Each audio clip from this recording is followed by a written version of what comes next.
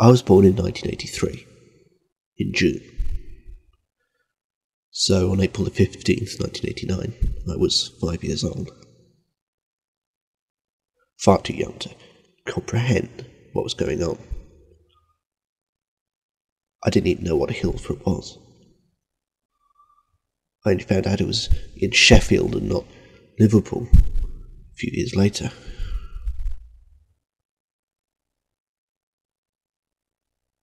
I knew because I could see it on the television, because my parents were explaining it to me,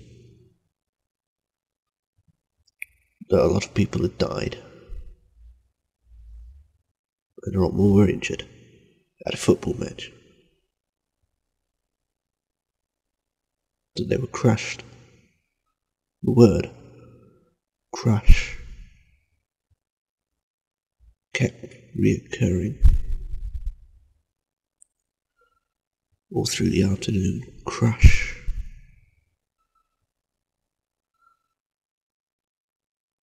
Taking on an almost sharp cadence, like lemon juice. Crush. But I didn't know how. I assumed that the stadium had collapsed or something. A wall had fallen down. I just couldn't comprehend. And I still have trouble. 96 people killed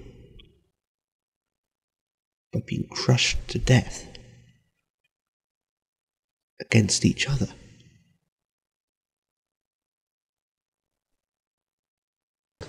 We leave you with a number you can ring if you're worried about friends and relatives. Bye-bye. It was the first disaster, certainly in my memory, to really unfold live on television. The peak of this that we've experienced so far was September the 11th, of course. Hillsborough, on the other hand, was presented by Bob Wilson.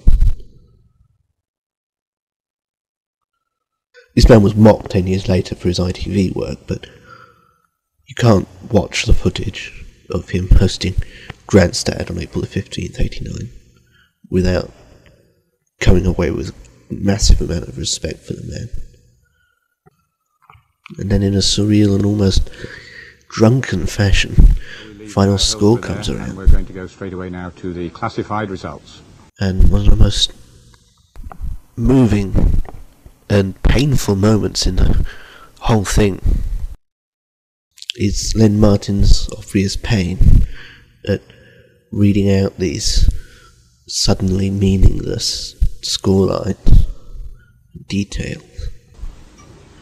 The FA Cup semi-finals. Everton 1, Norwich City 0. The match between Liverpool and Nottingham Forest at Hillsborough, of course, was abandoned. And the word crush, I hung on to that word because I could still never comprehend 26 people crushed to death against themselves, each other, mass of humanity. And the news discreetly stepped away from describing it. Like me, it grabbed onto the word crush like driftwood. It's a way of describing what happened without describing what happened. The crush. Eventually, as it wore on, another word came to the forefront. Disaster. That I was familiar with. Disaster. Whenever anything really bad happened that wasn't anybody's fault. Also, my 5-year-old mind figured it was a disaster. Sometimes a tragedy. And I didn't understand. As far as I could tell, 94 people had just spontaneously died. It had something to do with football.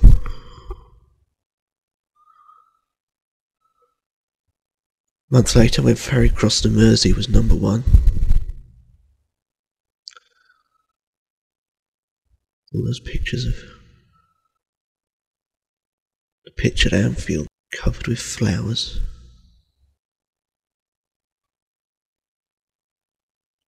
All I could figure was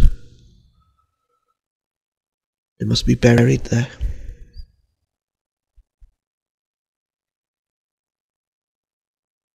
Dug up their pitch. They buried their dead.